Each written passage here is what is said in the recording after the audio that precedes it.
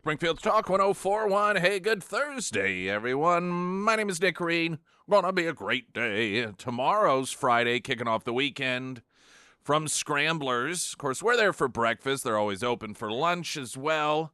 The Friday Road Show, sponsored by Custom Shade Window Tinting, which is powered by 3M Window Film. Yesterday was a good news day for the Trump campaign, not such a good news day for the Kamala Harris campaign. Although it should have been. It started off with, the Fed and what everyone knew was coming. Interest rates, the announcement of a cut there, more than expected. Instead of a quarter, half a percentage point. And, there are many people that look at this and, well, of course, this is the establishment that is trying to make things look like they're getting better in order to help Kamala Harris's chances, and others will dismiss that. And I would note, I suppose you don't know for sure what's in the minds of these government elites. But I will say that for 8 months to a year, people have been predicting right before the election this is going to happen. And, of course, it did. So it could be that there are people out there that have these psychic abilities, and that they just knew. They could see into the future and knew. Or perhaps, just maybe, once again, we see an attempt by the elites in government to try and rig the election, make things look as if they're getting better. Everything's great. Everything's going well. All the plans are finally working. We are on the right track. That, however, getting overshadowed to some degree, a real blow to an administration that claims that they are the working man's party, when the Teamsters Union has decided not to endorse in this election, which arguably they might as well have endorsed Donald Trump. I mean, because people see what's going on here. They also released the information that when it came to the rank and file, the actual working members of the union, like 60% said they supported Trump. I mean, this is massive, and I think 29%, 30%. We'll talk about the exact numbers, but it's in that area. Only that small percentage said they supported Kamala Harris, and so, we're talking about Biden-Harris. I mean, there's never, ever, ever been, ever, a president and vice president that is more supportive of the working man than these two individuals. Yet that's not apparently felt by the workers. There's new polling out also that shows in terms of just likability, Donald Trump beats out Kamala Harris. So increasingly what is occurring here are these events and these polls that are coming into line with people watching and waiting. They've been waiting for Kamala. They were told, here's the great savior. This is the one, the turning the page, the new way forward, passing the torch to a new generation. And so the media and the Democrats, they've got the American people all set up. Like, all right, let's have it. Let's see it, baby. When's it coming? What are you going to do? We're waiting. The audience continues to sit there quietly waiting, and every day that goes by, there's this slow recognition that this isn't anything new. This is an attempt by the establishment to continue to cling to power, and the big donors picked Kamala, not the people, not the Democrat voters, certainly, and this is where we are. Time is not Kamala Harris's friend. Yesterday, Donald Trump was on with Greg Gutfeld. We have some of that audio, also an audio from a self-described Democrat calling into C-SPAN saying that he supports the assassination of Donald Trump, including polling that shows a disgustingly high number of Democrats who say that they believe Donald Trump being assassinated successfully is something that needs to be done, and that would be the right thing for the country. Now, for all of the, we continue to hear the Democrats and the media claim, well, there's no connection whatsoever between Democrat rhetoric and these assassins. When you have roughly 1 out of 5 of your voters that are now believing it would be a positive thing, and just over half think it might be positive, would be positive. That many of your devoted followers believe that he should be assassinated. That's you. That's your party. These are the people listening to you. These are the people who believe your rhetoric. It becomes a little bit difficult to claim that your messaging has no connection whatsoever to do with these assassination attempts when such a significant portion of your rank and file voting members, your citizens, the people who follow you, believe that he should be assassinated. We've got weather coming up. Author of the Week today, sponsored by ABC Books on North Glenstone. No Christy Fulnecki today. Just giving you a heads up on that. She's got something going on. I don't even remember what it is, but something that requires her to be away, so she will not be joining us. But plenty of show ahead, and of course, if you miss any of it whatsoever, we will have it up at ksgf.com. in the podcast on demand section, Spotify, and back on iTunes. They got their act together. Back on iTunes. Latest news update.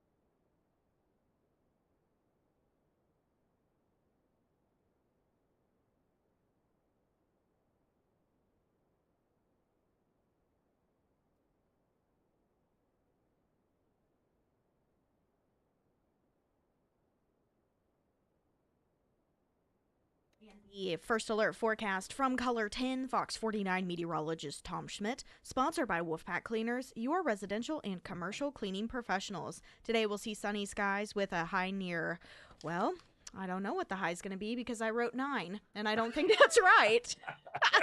Nice job. I know. Well, the KT team's going to be really either confused. It's going to be in the 90s or something like 9. Yeah. It's going to be 91. Heat index Is values. it really? Yeah, 91. Germany. Heat index values as high as 94. Tonight, slight chance of overnight showers and then partly cloudy with a low around 70. Friday, sunny and hot with a high near 95. And on Saturday, mostly sunny with a high near 89.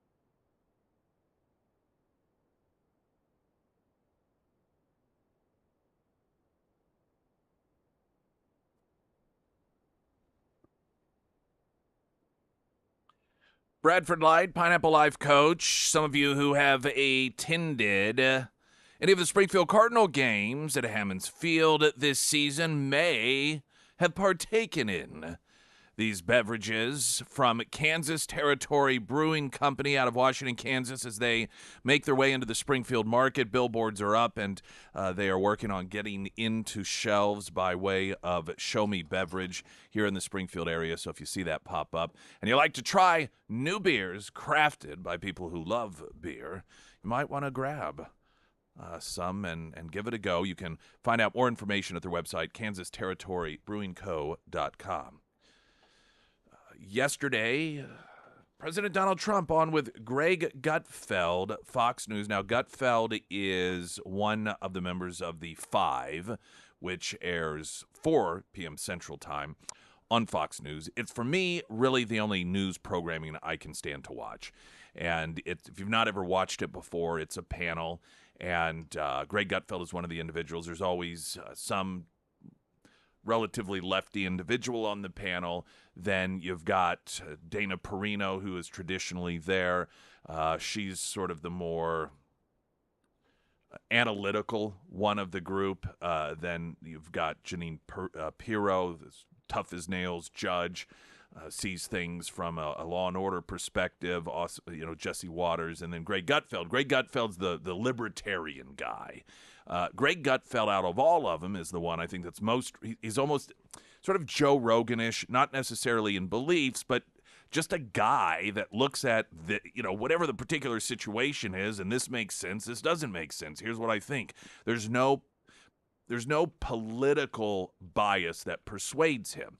And he also has a very dry, sarcastic sense of humor. Well, then, in addition to the Five, he has a show that airs later on Fox News, and it is more of a late-night talk show.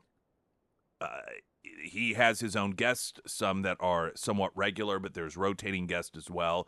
And they talk about news of the day and have discussions and so forth. And it's very popular, does very, very well. And Donald Trump made a stop in last night in order to, just sit down and chat with Greg Gutfeld and the other guest hosts that were there. Talked about a couple of different things. Here, Greg Gutfeld's asking him about golf and assassination attempts. Well, Mr. P, how's your golf game? Well, haven't been thinking about it too much lately. I always said golf is a very dangerous game. It really is, especially if they're playing with you. Yeah, that's true. That was a mean joke. Pretty sad. Did you, if they had told you that the shooter was there, would you have tried to take him out with your 3-wood? I think so. Yeah. I think so. If I knew. Like how you take these events so not lightly, but it's almost casually. The way, like, I get more angry, when my pant pocket gets caught on a doorknob. I get angrier about that than you get angry about getting shot at. It doesn't. How do you process that? Well, number one, do I have a choice? Yeah. Right? What am I going to do, right? Yeah. Do we have a choice? But, it's interesting. I was thinking a lot about it over the last period of time since Butler. And being president is a very dangerous job because with a race car driver, that's a dangerous job. It's like 0.1% die. Mm-hmm. With a bull rider, I think bull riding looks pretty scary, right? Yeah. It's a little bit more than that die. With a president, what is it, 6% or 7%? It's the most dangerous profession there is. So if you want to be president, I have a lot of friends that wanted to run. They're thinking about maybe not doing it. But here's the only good thing is that it's always a consequential president that gets shot at. Mm-hmm. And fortunately, so far, I've been very lucky, or something is greater than all of us. Ooh. Something is up there. Someone is up there, maybe watching over us. I think he's voting for you. Yeah. So that again, Donald Trump yesterday on Greg Gutfeld's show. There was a comment made when the word came down that he was going to be on with Gutfeld, and Gutfeld is he's different in his presentation. He's more casual. He's not a political person, and the show is much more casual and relaxed. And Donald Trump I think he does very, very well in these settings. He has demonstrated that. If you watch any of the podcast or listen to the podcast that he's done, Theo Vaughn, a couple of weeks ago, he was on with him, or maybe even further back than that. And these interviews, if you don't follow some of these people, you probably don't know they occur because the mainstream media does not cover them. And I think the reason they don't cover him is because it, quote, humanizes Trump. With Theo Vaughn, who is sober so many years, there was talk about drugs, and of course Donald Trump stays away from substances like drugs and even alcohol because of his brother's addictions that led to his death. And just listening to the conversation, about addiction and Trump asking him, ask Theo Vaughn about, well, when you took cocaine, I mean, what did it do for you? And it was genuinely a question out of curiosity. And when Trump sits down with someone there's two different approaches. If he sits down with someone like Sean Hannity, or even somebody that is trying to really get him, somebody from ABC News, the questions are they're different. They're questions from people who are in the political world. If somebody like Sean Hannity asked Donald Trump a question, it's, well, the border this, and it's set up for a certain purpose, of course. It is for somebody like Hannity, and this isn't a criticism, by the way, but it is set up in order to allow Donald Trump, the questions, to talk about the policies. When it is someone from the major media networks, the questions are set up in order to try to make it, in order for the American people to understand how horrible Donald Trump is. But when somebody like a Theo Vaughn or someone like a Greg Gutfeld is questioning Donald Trump, it's just more like a normal person who has a chance to sit down with this guy that has a personality beyond the presidency. And so the conversations are just different. And it isn't to say that there aren't discussions about policy matters, because there are.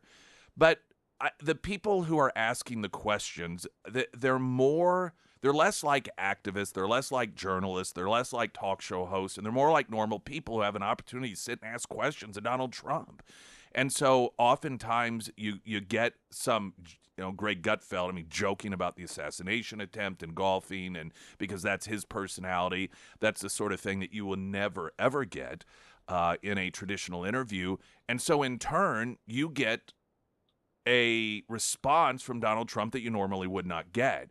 And I think that while this is one of the unique aspects of Donald Trump, that sort of setting generally does not work well for politicians, because politicians are generally so structured when they are in a setting that is more casual, and particularly with people that have a sense of humor and try to joke around, they don't know what to do. They don't know how to respond. It's not natural. Even when you would watch Obama, who is supposed to be so fantastic, if the Between Two Ferns with Zach Galifianakis or whatever his name is, and while people would, he was just so funny, it all seems so unnatural, so scripted. But Donald Trump doesn't seem that way, and it's because he's not a politician. And so whenever he is in a setting that is less structured, that is less about talking points, and just any wacky thing could be said, I think that's where he really stands apart from the average high-profile politician, because he's perfectly at ease and natural doing that, where the standard, can you imagine somebody like Kamala Harris, for Pete's sake, in a situation like that? She would just cackle her way through and then say something that didn't make any sense to anyone. Just repeat the same thing over and over. Just repeat the same thing over and over again. And I probably sounds like I'm reading too much into this, but I find these sorts of things very interesting.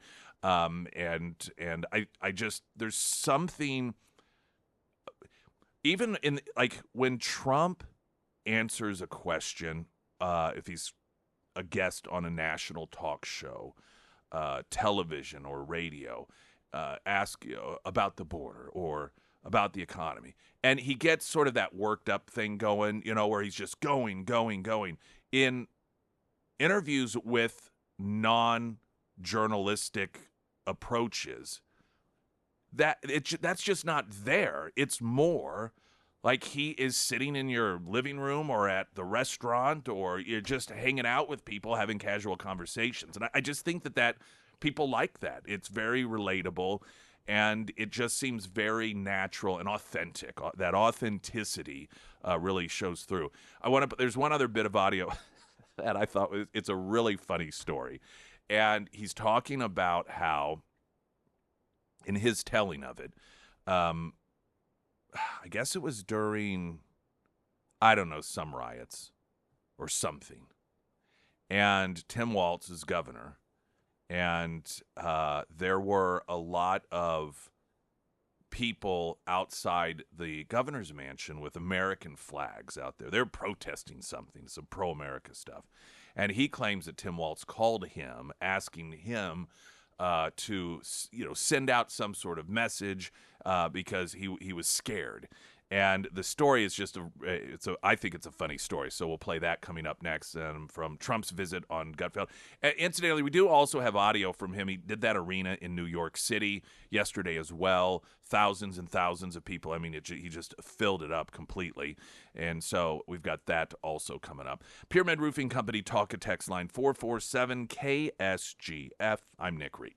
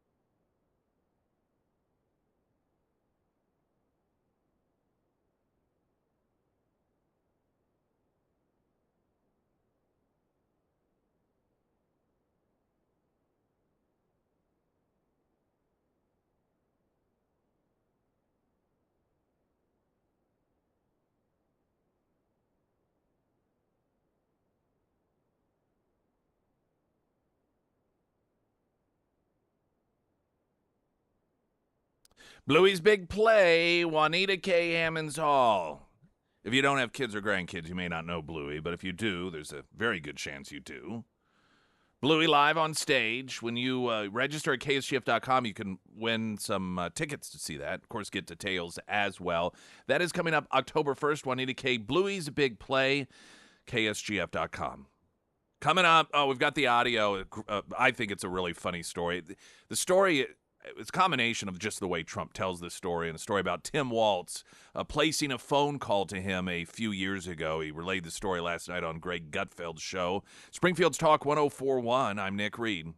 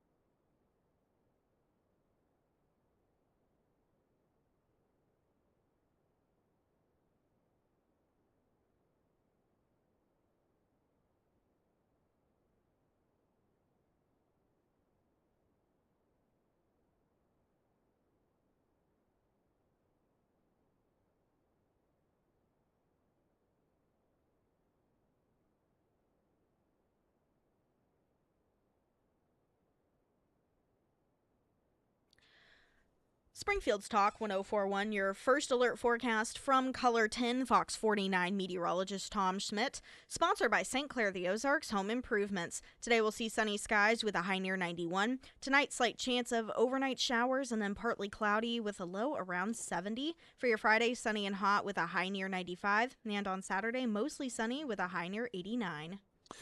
In addition to a packed house in New York, yesterday, Donald Trump made a stop by Greg Gutfeld's show.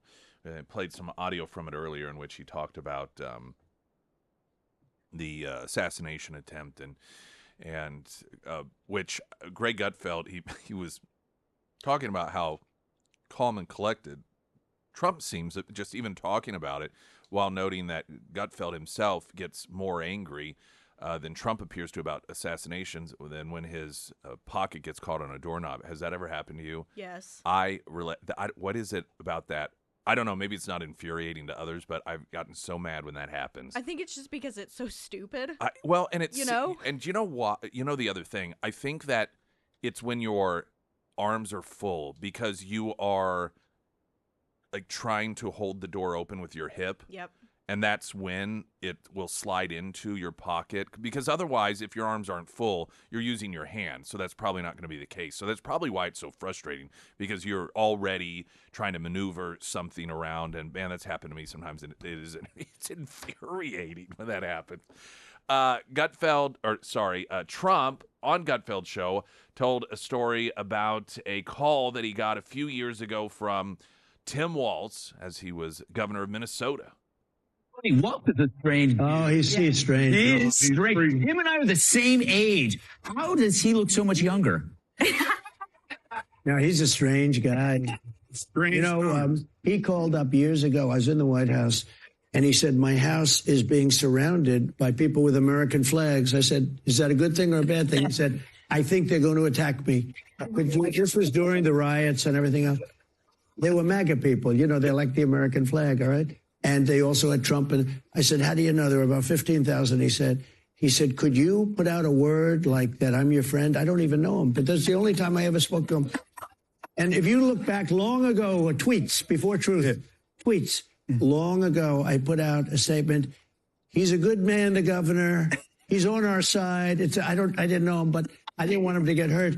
And everybody put down their flags and they left. He said it was America. He said it was America. I didn't want him to get hurt. Scared by the American flag. They say he's not a nice guy. I would have had fun with him. All the barbecue, go outside. Yeah. He remembers it, actually. He was a little bit nervous about things. They had one guard. He said, we have one guard at the door. It was the mansion for the state. And he said, we have one guard at the door, and you have 15,000 people out there. And I'm a little bit, I don't know, they look violent. I said, are they carrying the American flag? They're not going to be violent. Yes. But I put out a statement, and they just went back. It was sort of a beautiful thing in a lot of ways. Beautiful. Yeah. So that was, I think that's the first time I've heard that story. I could see that. I could somehow see that. Tim Walz, he seems like that sort of guy. He is a strange guy. If you watch even some of his entrances coming onto stage at some of these events, he's just strange. He's an oddball. But hey, not everyone is cool and collected. Teamsters not making a presidential endorsement despite member support of Trump. Now, everyone knows what's going on here. This might as well be a Trump endorsement. The Teamsters, the leadership there, and what's important to understand here, the leadership is much, much, much different than the actual workers they are supposed to represent. Most unions, the large ones anyhow, they don't represent the unions. They represent the Democrat Party. They are there in order to take money from the members to funnel to the Democrat Party and to rally support amongst the rank and file for the Democrat Party. That's how they operate. It is the opposite of the way they portray themselves. They portray themselves as we're the leadership and we're here to make sure that we're fighting on behalf of the worker. That is not what they do. Not what they do. They're Democrat operatives. And increasingly, politically speaking, the membership in unions is at odds with the leadership because increasingly average workers in this country are recognizing how damaging the Democrat policies are to the working person. It's just reality. They see we've gotten past the rhetoric,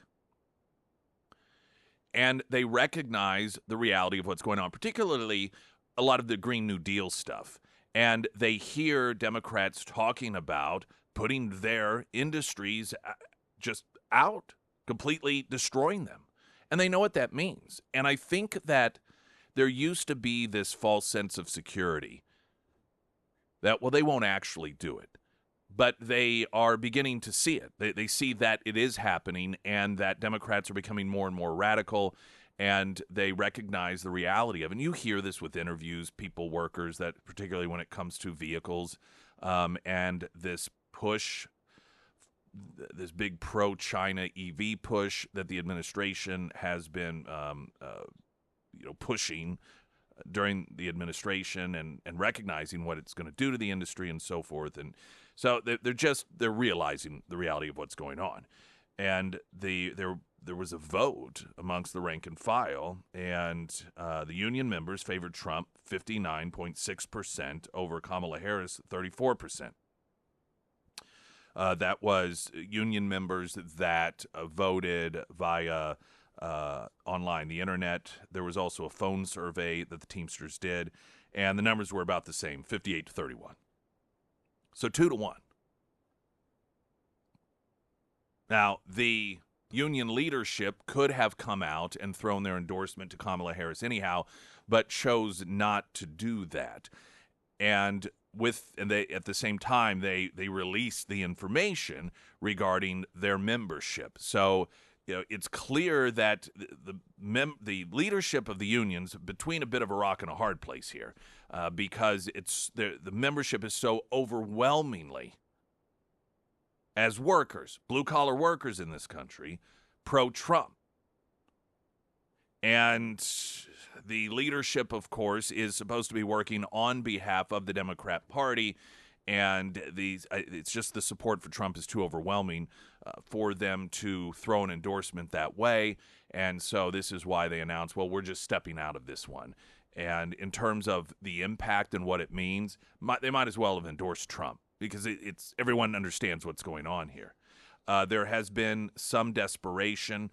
The Teamsters Joint Council 7 and 42 out of California, Nevada, Hawaii, and Guam said we support Harris and her running mate, Minnesota Governor Tim Walz, because of their history in supporting labor unions and expanded protection for workers, which apparently means just, the best way to protect a worker is to eliminate their job, because you have 100% guarantee you will not be harmed at work if your work goes away.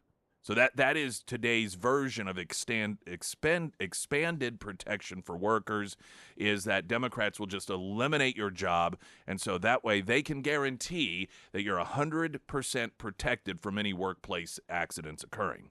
The two West Coast councils of the International Brotherhood of Teamsters Union broke with the national order to endorse Harris shortly after the union decided to opt out of endorsing a presidential candidate for the election.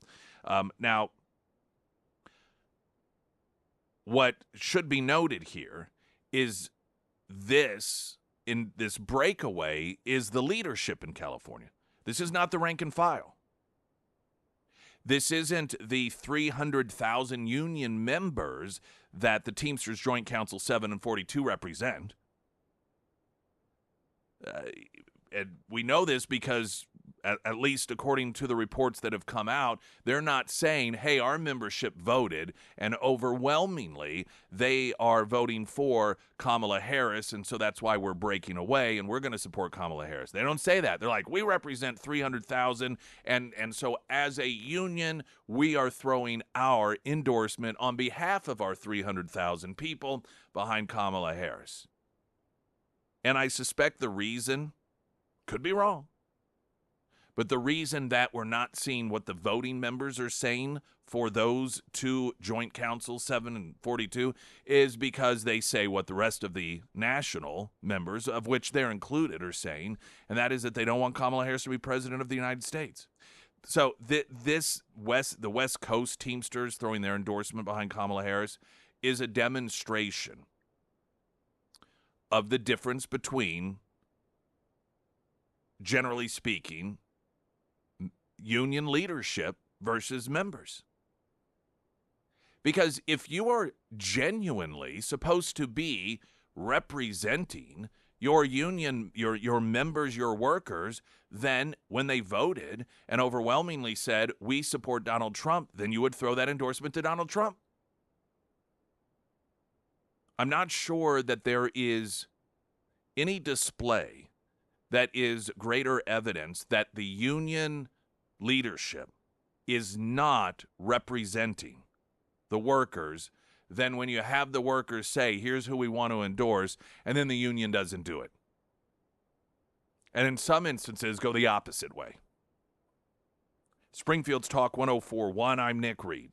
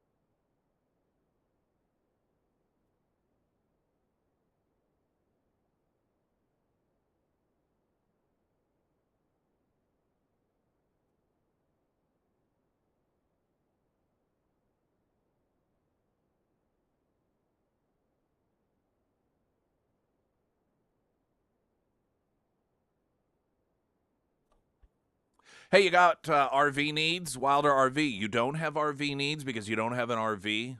Well, you need to check out Wilder RV. It's a very short drive, relatively speaking, to Clinton, Missouri, just over an hour north on 13, north of Springfield. But what you can also do is visit their website. And I say that because they've got a great website. Oftentimes, websites aren't the greatest. They have a great one. You can see an array of the offerings they have, transparent pricing, options for financing. You can get yourself an RV that is accommodating for your family for like $165 a month. That is the price of one night in a hotel. And you think if you got kids and you put them in a separate room, $165 you wish for 2 hotel stays, at least at a relatively nice one. Much more affordable than a lot of people think. So whether you need your RV serviced, which they do, or you're thinking maybe this is the little emotional getaway that we need every so often, just to get out, away from everything. Wilder RV, you can find them under Nick's endorsements at KSGF.com. Regarding the Teamsters, overwhelmingly the voters, 2-1, saying that they want Donald Trump to be president, and the response of the so-called leadership, instead of then representing them with that endorsement, saying, well, we're just not going to endorse anyone. On the Pyramid Roofing Company talk a text line, but the unions will send their money to the Democrats. And yes, that is true. Many of you are noting this. The unions will still pour money into the Democrats. I left the union after 18 years. They don't care about the workers, just the money. And that's a point that I've made for some time. And people get it, particularly those who work in the unions.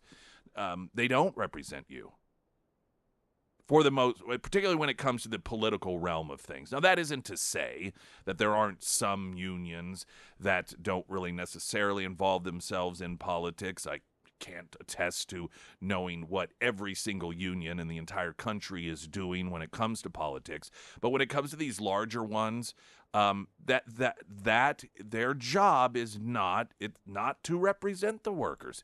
It is to get money to the Democrats and recruitment for the Democrats. It is a campaign for the Democrats. It is to try to rally the workers in order to support the Democrats. That's who they're working for. It's quite a racket. The unions will still pour money into the Democrat. Oh, yeah, I just read that one.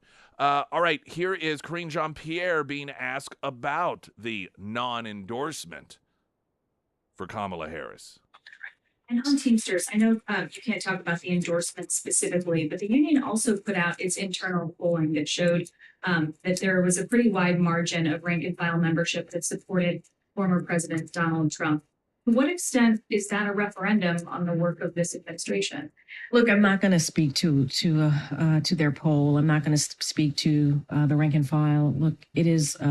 We're talking about a 2024, obviously, an election that is just a few weeks away. I can't speak to that. I can't speak to their decision to endorse, not endorse. I guess in this case, not endorse. What I can speak to is what this president and this vice president has done in the last 3.5 years. This president has been called the most pro-union president ever. And I think, Trump outpolled President Biden. I hear you. I mean, we're talking How about, does that reflect on we're talking about one union, right? We're talking about the teams. 1.6 million people? Yeah, I hear you, but we're still talking about one union. And I'm not going to go into their data. I'm not going to go into their polling. But what I will say is many other labor unions have said, and they've been very clear about what this president has been able to do. Thinking about manufacturing jobs, you're thinking about building an economy that leaves nobody behind. You're thinking about what we've been able to do to make sure that we're creating, bringing back American jobs here. Made in America, obviously here. We created an office to do just that. And so the president has certainly not just done the talk, he's walked the walk. And I think there are many labor unions out there who have seen that from this administration. I'm not going to dive in or double down or get into a particular polling that's out there. Well, of course not, because when you're in a hole, you stop digging. I love how this administration is all about how important the Teamsters are when they're speaking at a some sort of a Teamsters event, whether it is Biden or just anyone from the administration, and just I mean the significance of the Teamsters responsible for higher wages all across this country, and then Kamala Harris when it comes to it's just one union. I mean, it's just. They're not really relevant. It's just one. It's one union. That's it. Just one. Oh, not so significant any longer, according to the White House. Dismissive of the Teamsters, I see. I guess you're not that really important after all. Listen, look at this landscape. This is a landscape in which consistently we are observing the demonstration of the Democrat being the party of the ultra-elite rich, and Donald Trump has turned the Republican Party into the party of the working person. When you have 2/3 of Teamsters Union saying that we want Donald Trump as president, meanwhile, you have the elites, the Taylor Swifts, the Billie Eilishes, the Hollywood celebrities that get swag bags at award shows with $250,000 worth of gifts, watches, purses, everything else, and they are on Team Harris. What does that tell us? There has never been in my lifetime such a clearly defined a difference in terms of whom it is that each party represents. The elite, uber wealthy, That's the Democrats, which is why these celebrities, they're all on board, why the deep state people are always writing these letters, signing them that Kamala Harris needs to be the next president of the United States. And then you got police officers, you have parents, blue-collar workers, Teamsters that are supportive of Donald Trump. There's a reason for that. Springfield's Talk 104.1, I'm Nick Reed.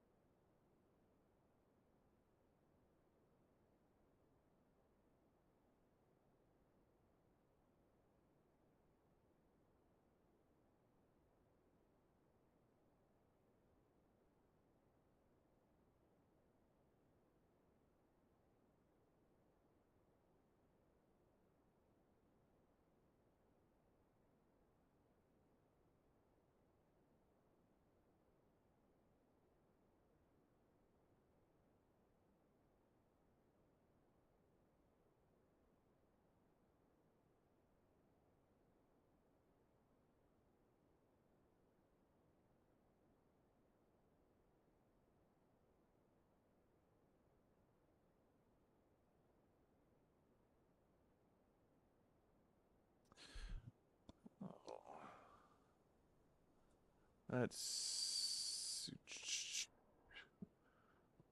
okay.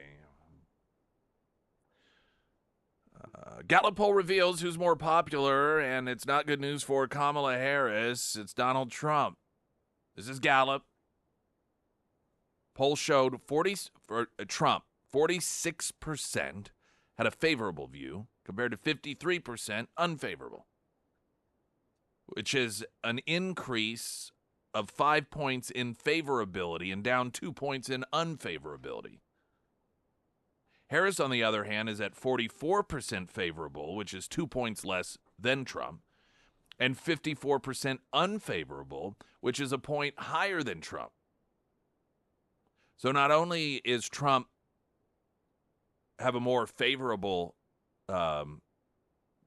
people perceive him more favorably, but they perceive her more unfavorably. Now you may say, well, of course that's going to be that way. Well, not because sometimes you have people that one way or the other, like I don't really have an opinion on it. With independent voters, Trump is 44-53 versus Harris, who's only at 35% unfavorable and 60% unfavorable with independent voters.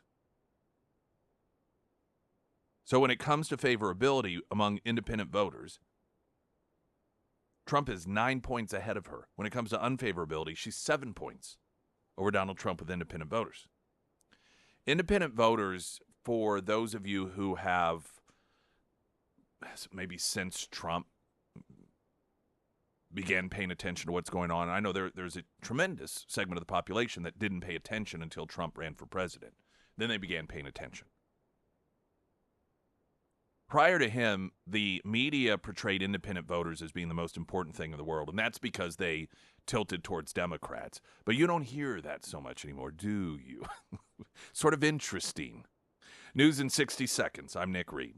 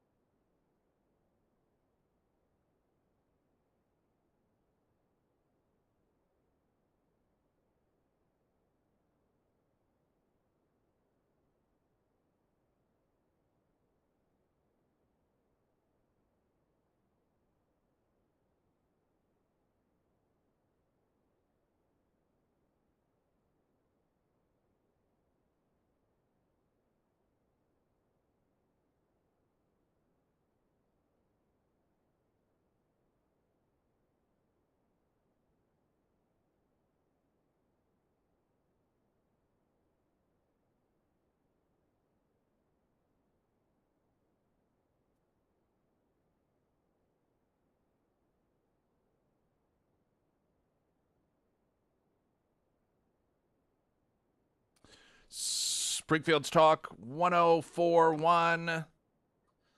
My name is Nick Reed. You want to hear something hilarious? I swear this Yes. person's trolling. So we were talking about the new Gallup poll reveals that Trump is more popular than Kamala Harris, that his popularity has increased, favorability view, and his negative, unfavorable views, that's gone down. And Kamala, it's doing the opposite. Well, so there's a story, the AP, and they've got some poll that is saying that, you know, she's increasing in popularity. But I thought this was just so funny, this opening quote. So, well, it says, until recently, Lillian Dunsmuir of Bullhead City, Arizona, didn't really think about Kamala Harris and had no opinion of the vice president, but now she likes what she's seeing. Quote, I kid you not, this is what she said. She's funny. I think she's very smart. She can speak well. Ooh. This has got to be somebody trolling. Yeah, no. There is no, I mean, if I were forced, if I'm forced to try to find something that's to say that is a positive quote about Kamala Harris, it'd be like, oh, I just think a refreshing change, you know, that sort of stuff that you hear. Oh, she's just, you know, bringing joy to the campaign. But it's as if this person specifically picked the most obviously unlikable things about her that she's not good at. I mean, she might as well have said she speaks with such amazing clarity. I've never heard anyone that is able to communicate so clearly. She's funny. I think she's very smart. She can speak well. No. Is there some other Kamala Harris? I mean, this would be like somebody saying, I like Trump because, you know what? He is the most polite person that I have ever seen run for president. Now there's a lot of things to like about him, but I don't think politeness is probably one of the attributes that the average person is going to say that's the top one for Donald Trump. Okay. Oh, all right. Trump passed out hamburgers at a New York Bitcoin bar ahead of a rally in New York, in Uniondale. Video footage posted on X by Margot Martin, Trump's deputy communication director, showed Trump handing out burgers at the Pub Key Bar, a cryptocurrency-themed bar in Manhattan. So I'm telling you, just even the visuals, as I was noting earlier, the difference between the two campaigns, and Trump has genuinely turned the Republican Party into the party of the working person, of the average person, the person that goes to a burger joint. Where Kamala Harris, she has to pretend like she's that. All right, we're going to go to a gas station. Film me looking for, what's a popular chip? Let's Google. Okay, Doritos. Just the fakeness of that going in and do you have Doritos? Look, my husband found the Doritos. Oh, thank goodness we found Doritos. And then go to another gas to do the same thing. Well, Trump just naturally, he mixes in with these people. He goes to a joint, he hands out hamburgers. It's why a majority of working class people support Donald Trump, while a vast majority of Hollywood elites support Kamala Harris. It became, I tell you, there was a moment that, to me, sticks out as so profoundly showing the difference and even just recognition of what the average American is like. And that was when Donald Trump was president, and there was some college football team that had won something, some championship. Crimson Tigers, is that a team? I don't follow college football. They came to the White House, and Donald Trump had like Big Macs and French, just this whole huge, which, particularly if you're in college, you just think, can you imagine walking in and like just all the Big Macs you want? And he was mercilessly mocked for being lowbrow. Like Big Macs. And I that moment I thought, man, you don't get the average American. I mean, these are college students. See, in the minds of the elites, there should have been foie gras. There should have been these menu items that the average person wouldn't even know what it was, let alone be able to pronounce, because that to them is what is a demonstration of how cultured you are, how intelligent you are. Big Macs are for trash. Big Macs are for white trash. That's all white trash stuff. Those are the people you stay away from. To Donald Trump, he just, because he knows people. He's comfortable around the wealthiest people in the world just as much as he is the average hourly wage worker. And you know this because you can see it. Now, some people want to be in denial because they hate Donald Trump and they want to not believe that, but you could just tell by the way he interacts with them. You can't fake that. This is why you don't see Kamala Harris trying to do this similar stuff, because it would look so fake. It would look so absolutely fake. And they know that it would look fake. I'm surprised they haven't tried it anyhow. Donald Trump goes into a Chick-fil-A. He goes into a bodega. He goes, into a burger joint in Uniondale, New York. And, everyone is just, hey, hey, how are you? It's as if, our old college buddy showed up, or a friend they haven't seen for a while. People just feel that about him. And he just mixes in and has a good time and seems completely natural. And that moment when he was mocked for having all of those football players and probably their families and whomever else at the White House, because he just had and he served them on silver platters. Well, that's what they have in the White House. So he's like, put them on, just get a bunch of Big Macs, get a bunch of French fries, get a bunch of, because that's what these guys like. And they loved it, by the way. And the fact that the elites just thought, oh, that's just vile. That's what they think about the average American. They think that you are trash. That's why they think that they need to be in charge of all the decisions you make. What sort of stove you use. How you raise your children. How much electricity you use, what sort of car to buy, because you are some backwoods, educated, Big Mac eating, white trash heathen that doesn't understand the nuances and sophistications of life. And they demonstrate that. And like I said, this is why Taylor Swift, Billie Eilish. You have all these really, really rich celebrities who have people carry the back of their dress over the red carpet so it doesn't get dusty. That's why they support the Democrat Party. We've got weather in a moment. Now the latest news update.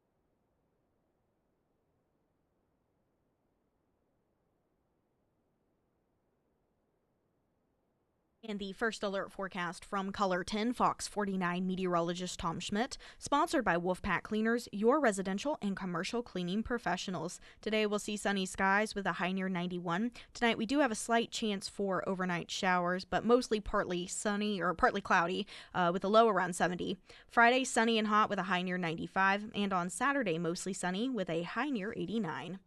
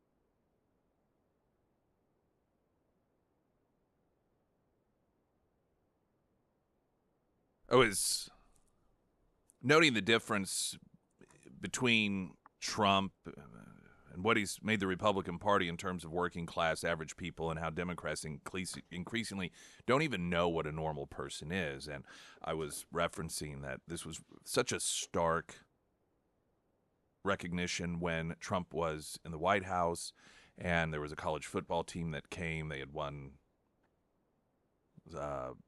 some big thing. I don't follow college football, and he had like hamburgers and fries, and of course he just, oh, how appalling that was. Why would he do that? Well, they loved it, of course, and he knows that. And so he was at a Bitcoin bar restaurant yesterday before a rally, and he was in there buying burgers for everyone. And Sarah was telling me that there's a headline in Vox, a whole story, and they're left leaning. What's Trump's obsession with burgers?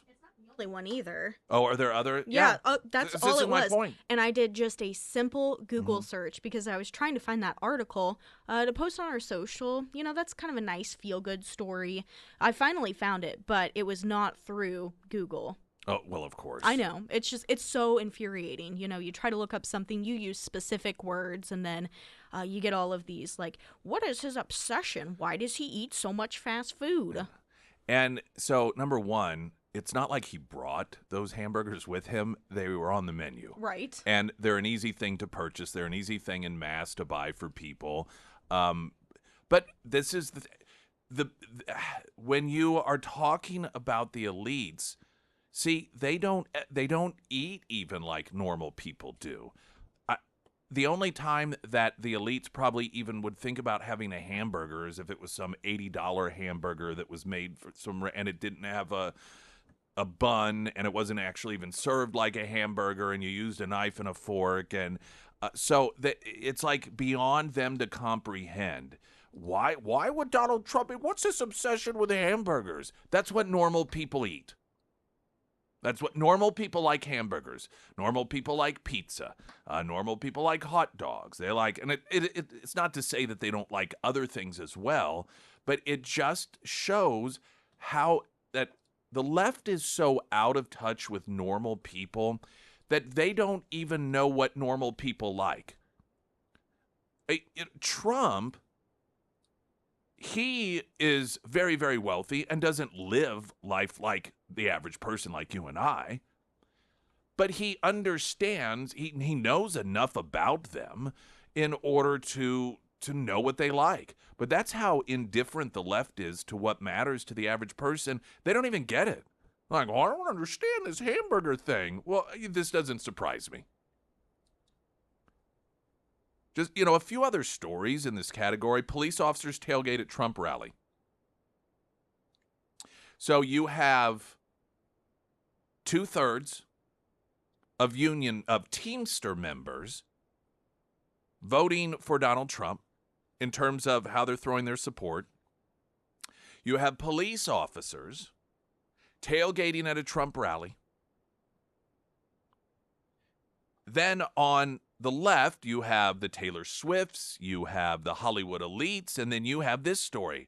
More than 100 former GOP officials from past administrations publicly endorse Harris over Trump. More than 100 former Republican officials, mostly those who work in national security or previously in various GOP presidential administrations, have penned a letter endorsing Vice President Kamala Harris, warning about the dangers of a potential second Trump administration. Now, see, party affiliation is irrelevant. These are government elites. These are people who have made their lives, their livelihoods are functioning in a manner that assumes that they, in government, know what's best for people. People need to be kept. They need to be directed. They need to be told what to do. Elitism, by the way, isn't simply defined by money. Trump is an example of that. Now, the Hollywood support of Kamala Harris, obviously they fall into the elite category, and they at the same time are very wealthy. But you don't have to be exceedingly wealthy in order to be elite. Elites can be of any economic background. It's just oftentimes they happen to be very wealthy. Not all wealthy people are elites, but again, But elite is a mindset that not only do you know how best to run everyone else's lives, or government, or whatever institution knows best, but it should do that. That it has some responsibility, some moral obligation, because we, the masses, are all just children. There was, I think, a few weeks ago, there was another letter that was pinned, and I don't know, it was 100, 200. Oh, people that used to work for Mitt Romney, and they love touting. I mean, Dick Cheney. Kamala Harris was honored. She said, honored to get the endorsement from Dick Cheney. The divisions in this election are not Republican and Democrat. The labels are. But it is the elite versus the everyday man. And you can see it in these endorsements. You can see it in these letters that are pinned. You can see it in the warnings from the left. And these people are all elite establishment people. Meanwhile, Trump, he's just racking up us white trash Americans. He's just racking up increasingly support of people of color who just don't know any better, who have been brainwashed. All us bitter clingers, as Obama referenced us, clinging to God and guns. This is not a Republican versus Democrat. This presidential election is the elite who believe they should direct all of our lives versus the rest of us, those which they want to direct. In fact, I'm going to want to take a break, and I want to share. There was a piece written in Newsweek by Evan Barker, who is a former Democratic campaign operative, campaign finance reform advocate, and podcaster, who wrote an op-ed piece in Newsweek. I raised millions for Democrats. At the DNC, I realized they're the party of the rich. And this is increasing. And by the way, this isn't the only. Found it very interesting. There were numerous individuals that lifelong Democrat activist, that after the Democratic National Convention have come out and said, that was a wake-up call. As the media was presenting it as that was the most joyful, amazing thing ever. Oh, the unity. Oh, it's just so amazing. The excitement. And obviously, for a lot of people there were a lot of Democrats, and they tend to be Democrats as they articulate their reason for leaving the party or no longer supporting the party, because they say that they've become disillusioned, that this is not the party that I believed it was. There was a gal who she didn't do a written editorial, but she had posted on her social media a video, and she had worked for the Obama campaign, I believe, and I think she may have been a delegate even, but she was involved at the Democratic National Convention, and afterwards she had posted herself just talking about how she's just done with them because they're elites, they're out of touch, and they are not what she had been told that they were about and what she believed they were once upon a time. So this Evan Barker has written a piece in Newsweek expressing many of the same beliefs, and I want to share some aspects of that coming up. Pyramid Roofing Company, talk at text line 447-KSGF. Oh, also, a little bit later in the hour, you've probably seen there's tons and tons of money that is being spent in order to try to unseat Josh Hawley. And I don't think it is necessarily because they think that there's a really great chance and they're seeing this as a race they need to pour money into because they see it as one that they're likely to grab. I think they just hate him so much and they fear him. because of largely just the attention he brings to a number of issues because of how great of a job he does while questioning people in the U.S. Senate. And there is an ad that's running in which his opponent, Lucas Kuntz, talks about being certified by Border Patrol Tactical Unit, BORTAC. And Breitbart has a piece where there are some Border Patrol agents, one retired in particular, who's accusing him of stolen valor, claiming that what he's saying is not true, that he is lying about this. So we have that story also coming up. I'm Nick Reed.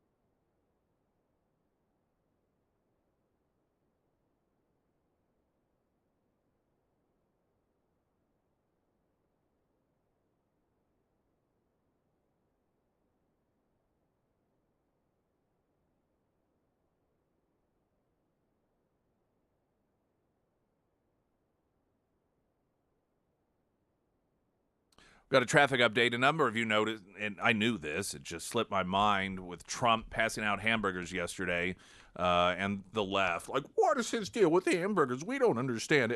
Yesterday was also National Hamburger Day. Yeah, that's right. Yeah, so there was that too. Like I said, I knew it. In fact, in order to recognize and honor it, I had some Wagyu sliders at Retro Metro. Me too. I had the tots with the what Chimichurri? Yeah, I did have the chimichurri seasoning on them at Retro Metro. So yeah, there was that as well. All right, traffic update. I'm Nick Reed.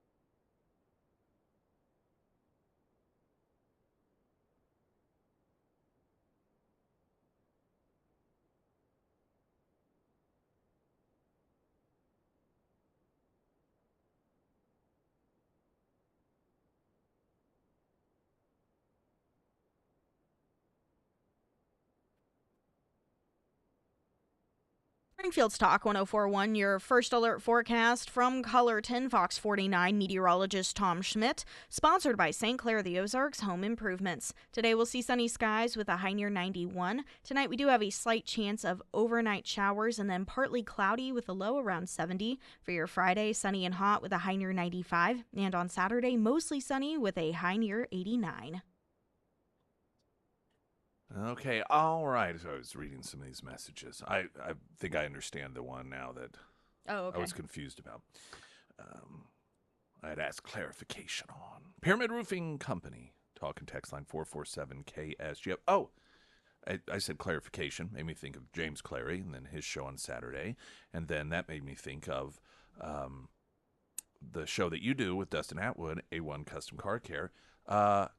What is, do you know what's going to be on the upcoming show? Yes. See, I remembered. Look at you. I Way to remembered. go. We Now, had this conversation yesterday because Sarah had, why did it come up? I don't even remember why it came up.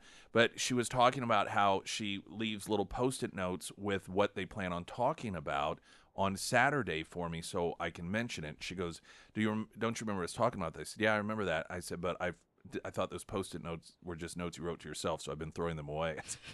I didn't know. So, it's like, oh, I remember that conversation, but I just didn't put it all together when I actually saw the Post-it notes with what you're going to be talking about on Saturday. yeah, you just read my notes and you're like, you're trash. I probably, there may be some here. Let's There probably- see. There's a password for you. This just, I don't know what that is. Oh, There's that's my another to-do password list. for you. There's, I think, another password. So you say And these this are says, for me. This says do not remove. Yes. I don't know what that is. A lot of those passwords are for you, Just leave those there. and clearly you don't look at those either. I guess not. That's why when you're gone, I'm frustrated trying to log into things, and all along I'm they're just on over here Post-it trying notes to there. help you. So Yeah. I see you didn't bother to leave me a Post-it note for Saturday's show No, I'm pretty for me sure. to throw away. Pretty sure that I did, and Oh. you probably already threw it away. Yeah, well, it's just being proactive. Oh, you. Being proactive. No, we're talking about fall maintenance because the first official day of fall is on Sunday. So I know it doesn't necessarily feel like fall, but it will here in a few weeks probably. So right now is a really good time to schedule all of that preventative maintenance, things like just the simple stuff like your battery, changing out your wipers, checking your fluids, all that good stuff. Yeah, so that'll be Saturday. Someone texted in, nothing says normal everyday dude like chimichurri on tater tots. So those two worlds coming together. When it comes to food, don't worry, we're going to get back to the important stuff here. When it comes to food, I like everything from, I do, if it's something really fancy, as long as it's good and, substantive. I'm not one of those that you see at a restaurant and it's this huge plate and these tiny little, I don't, but I like trying something really fancy. I like that. But I also just like nachos and Gino's pizzas, too, and everything in between. Nick has 23 fast food apps on his phone, so I do. he is not biased. Now, I'm not, that being said, I love to throw that out. Yeah, I don't do well, I do that largely. Let me tell you, I do that for two reasons. And when it comes to fast food, like during the week, unless there's some rare exceptions, we're not eating out. That's on the weekends we tend to do that. So I don't have all of those apps because that's every meal we have is fast food. But for two reasons. One, because I like a good deal.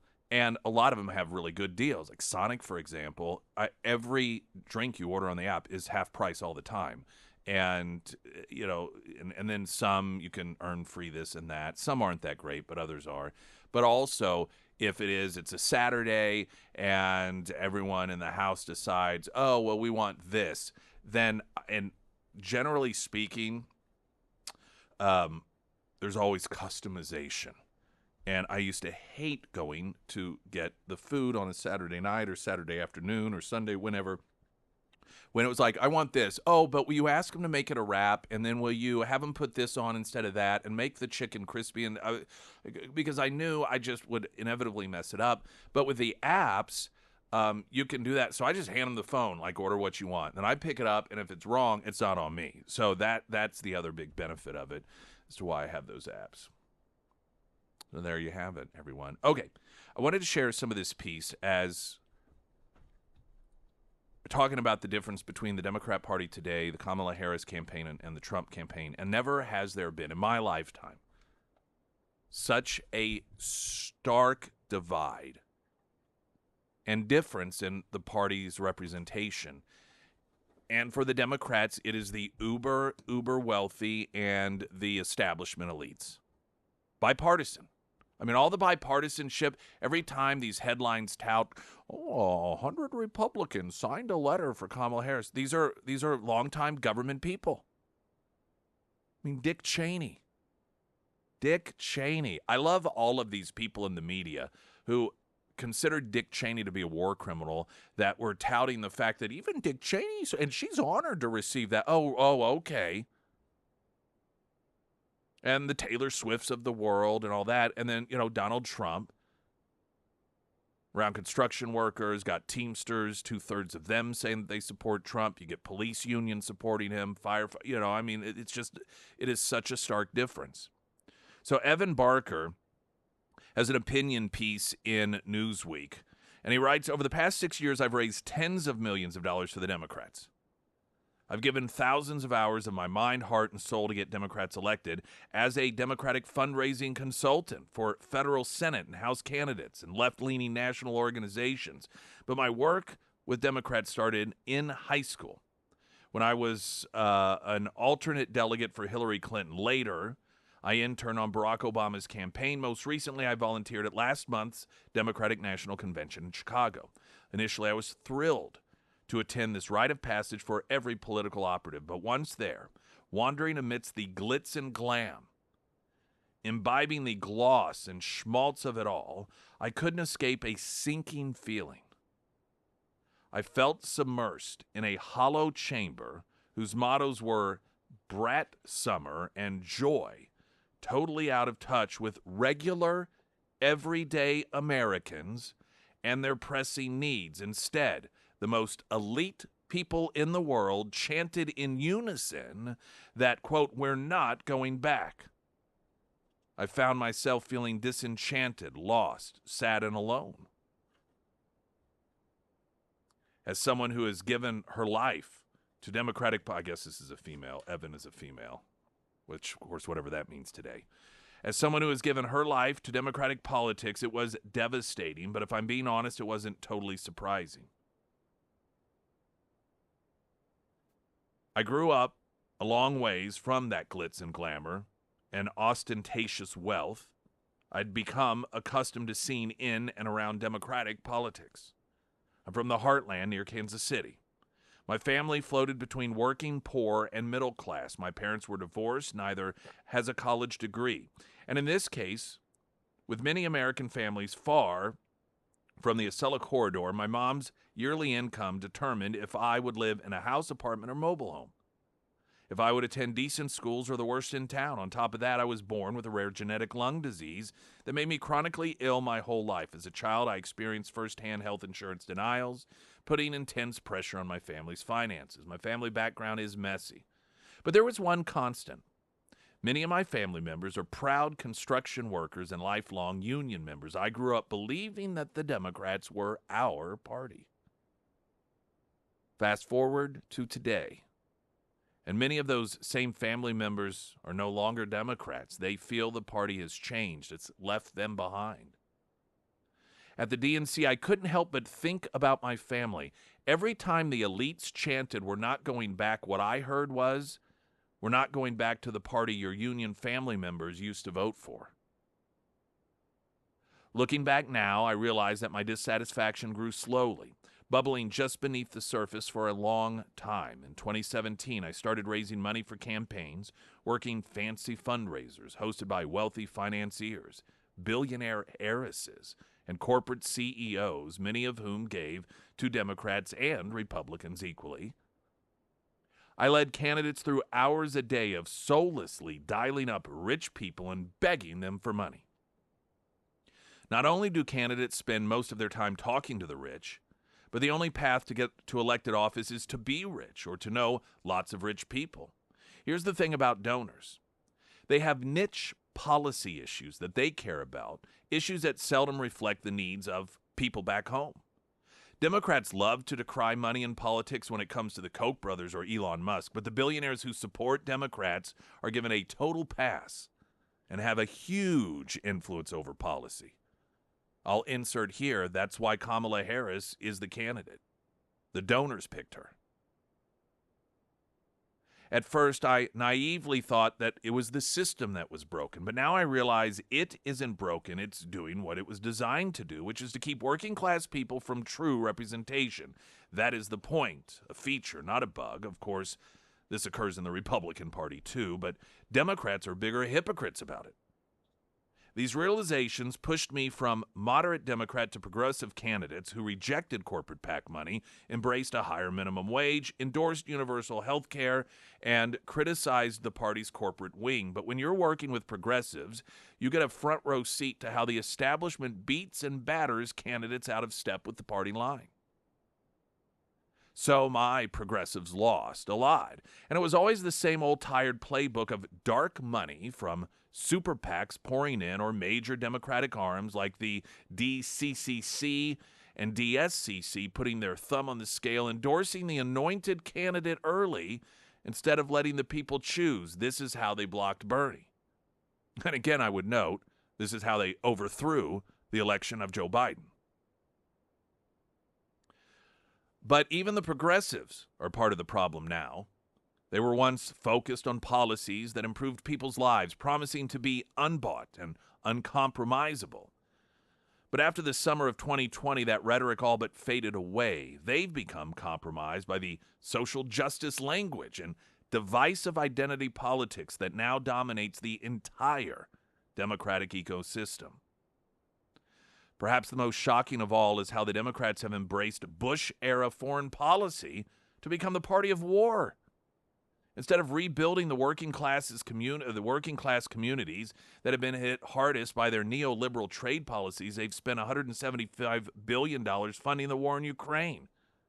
It was the cherry on the cake that Vice President Kamala Harris has been profoundly touting an endorsement from Dick Cheney.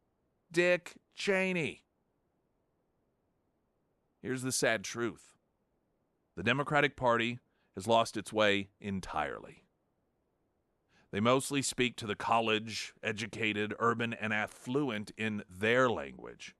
Their tone is condescending and paternalistic. They peddle giveaways to college-educated like student loan forgiveness plans that disproportionately help their base, snubbing the majority of the country without a 4-year degree, and then offer no tangible plans for true reform.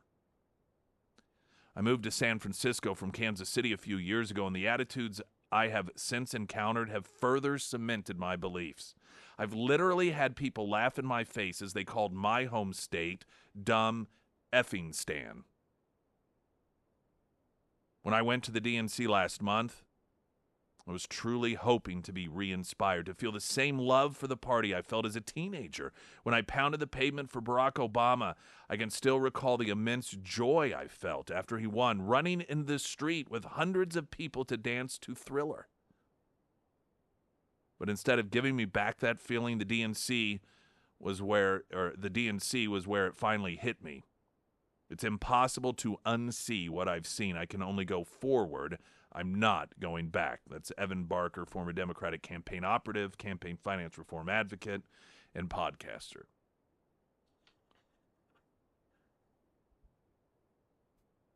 This is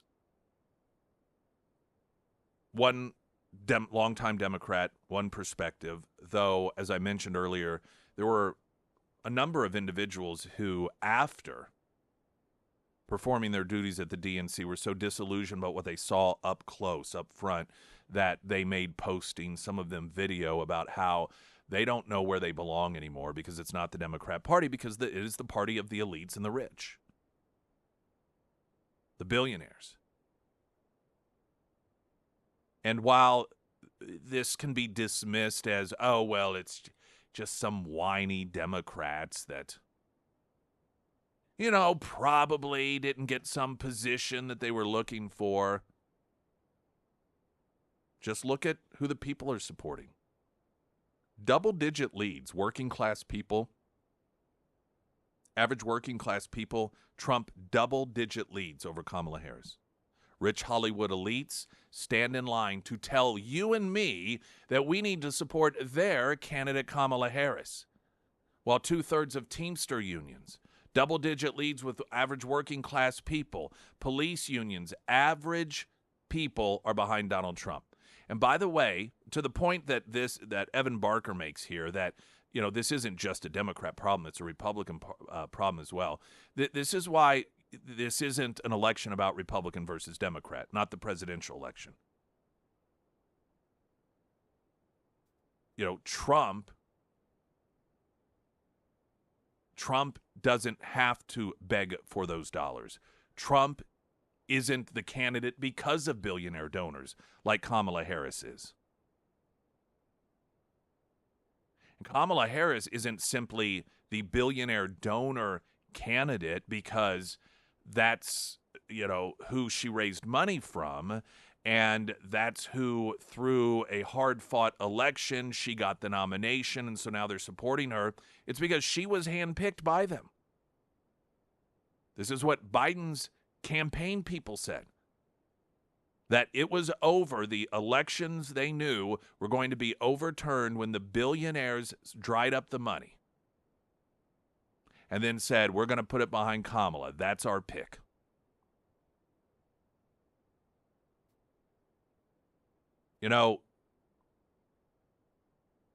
You'd love these Democrats who are realizing, and not even just the activists, but people who have voted Democrat their whole lives. And they see, a lot of them, they see that this is going on, but they hate Trump at the same time. You can hate Trump. You can hate him all you want. That doesn't mean that you have to vote against your best interest.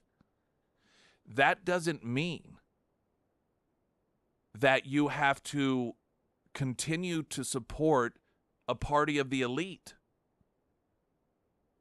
And voting for Donald Trump, incidentally, is not a vote demonstrating support for the Republican Party. That's how he's running as a Republican. But if the behavior of the establishment has demonstrated anything, he clearly is not. He is the candidate running as a Republican, as he has in the past. But the Republican Party establishment that Democrats have long hated, that they don't like Trump either. You can look at him as the enemy of my enemy is my friend. Springfield's Talk 1041. I'm Nick Reed.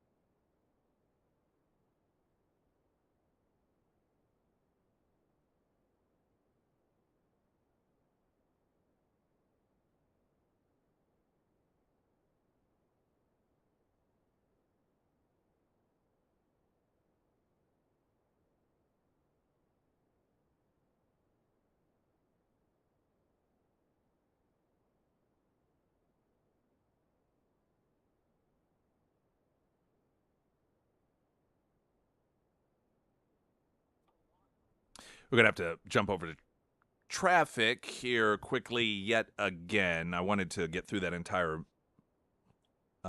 editorial without splitting it up, so it went a bit long. Someone texted in on the Pyramid Roofing Company talk and text line asking if Trump was coming to Springfield. Now, I don't know if that is a question about a specific rumor that the person heard or just wondering, hey, will he come? Because he's come here before. I suspect that he won't.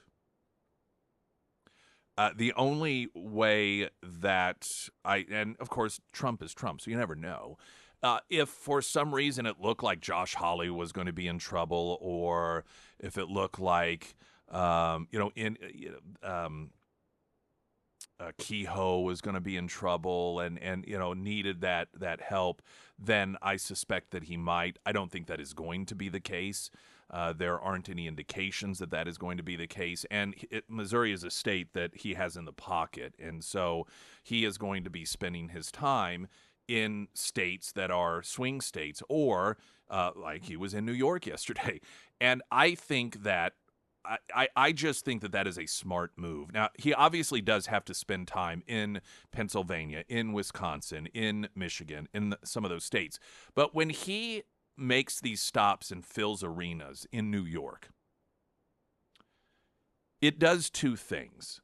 One, it demonstrates that he believes, although some people will be skeptical of it, but I think it still does with Trump. It shows this audacious confidence that, hey, I can win this. It may not be easy, but we can do this. It also demonstrates that I care about blue states. I care about New York. I mean, this is part of his pitch yesterday when he was at the rally, that I'm going to help New York, going to turn it around as president of the United States. But I think it also gets people excited in the swing states without actually being in the swing states. That it still has an impact where you have voters in Pennsylvania, Wisconsin that may be on the fence or may, not necessarily on the fence, but for whatever reason, they don't feel motivated to get out. When they see Trump in New York and, oh my gosh, he's there in these huge rallies in a blue state, there's something inspiring about that. And I think he benefits from that as well. So traditionally speaking, I don't think right now there would be a reason for him in the limited time before the election to make a stop in Springfield. But with Donald Trump, you never know.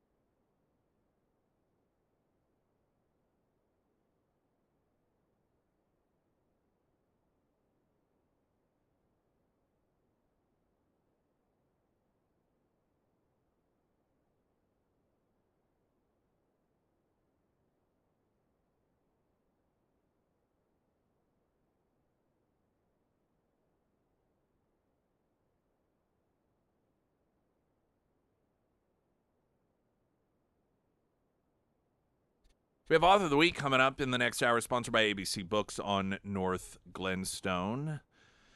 And news in 60 seconds. I'm Nick Reed.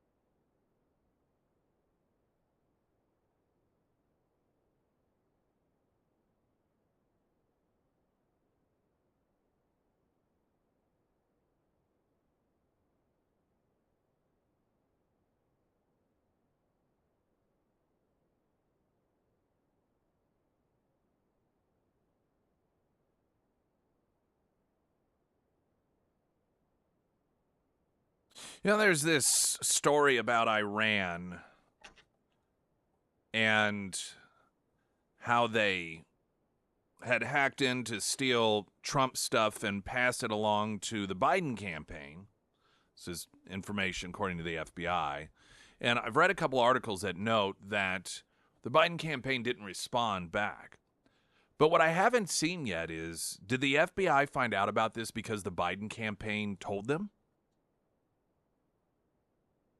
Or did the FBI find out some other or whatever department find out through other means because the Biden campaign didn't mention it? Because that's what they should have done, especially since, Biden's president of the United States. If a foreign country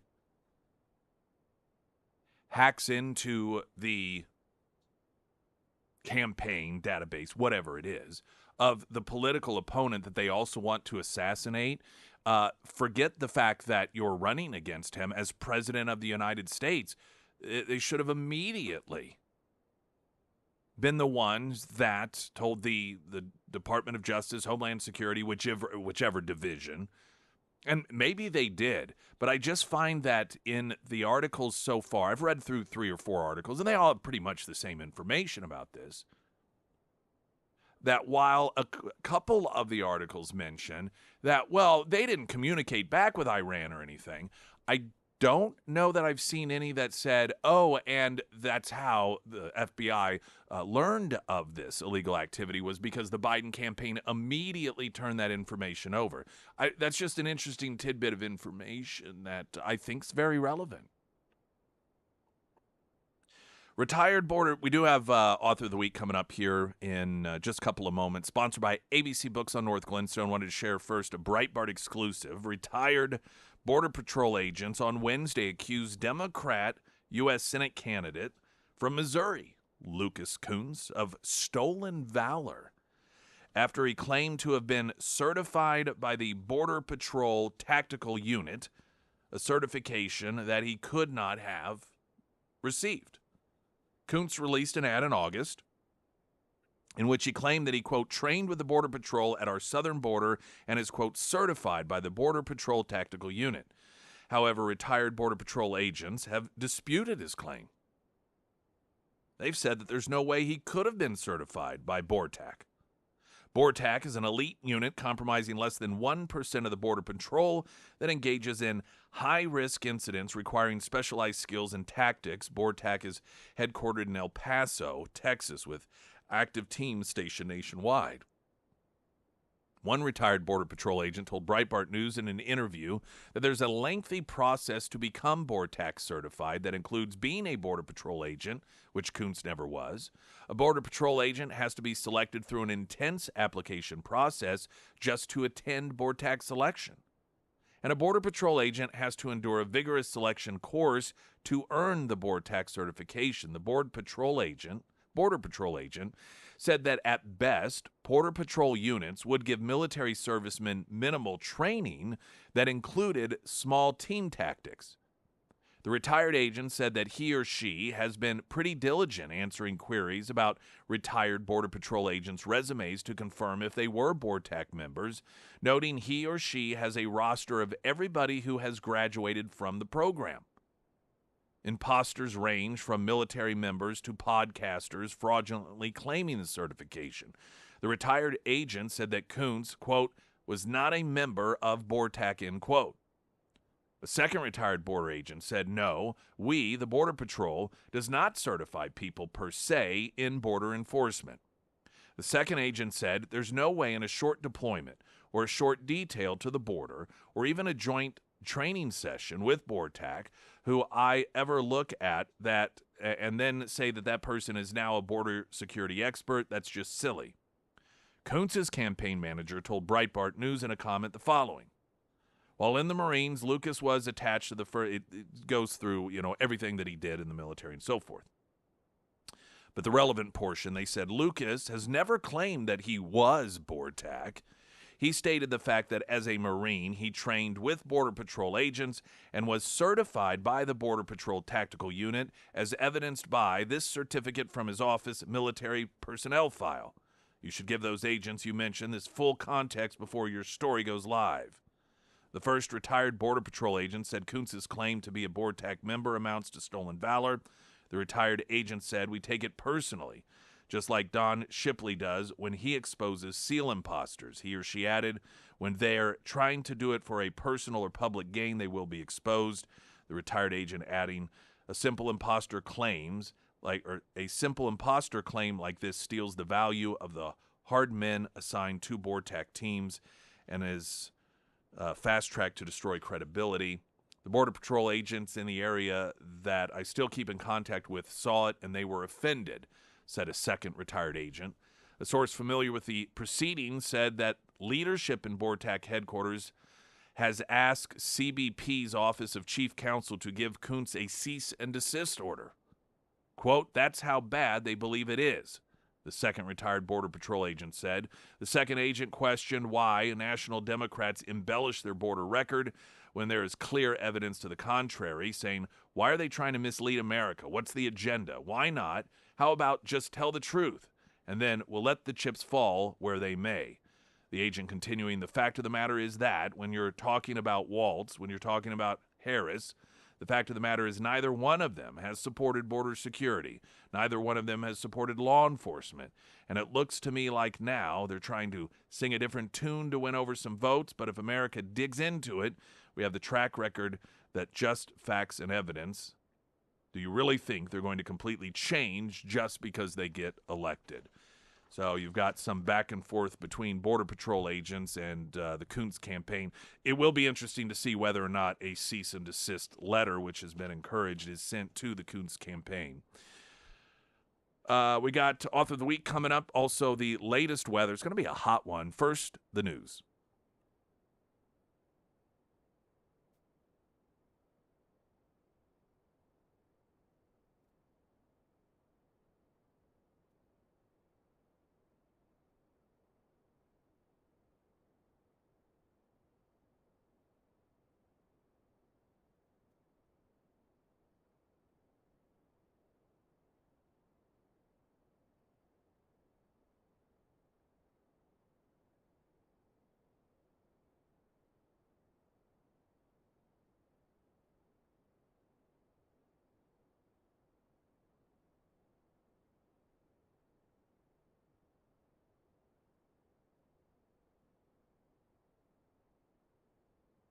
Well, you're not a liar, Nick. It is going to be a very hot one indeed. The first alert forecast from Colorton, Fox 49 meteorologist Tom Schmidt, sponsored by Wolfpack Cleaners, your residential and commercial cleaning professionals. Today, we'll see sunny skies with a high near 91. Tonight, we do have a very slight chance of overnight showers, otherwise partly cloudy with a low around 70. For your Friday, sunny and hot with a high near 95. And on Saturday, mostly sunny with a high near 89. KSGF.com, Bluey's a big play, Juanita K, October 1st. Your chance to win tickets at KSGF.com. Go get yourself registered for that. Author of the Week, sponsored by ABC Books on North Glenstone next.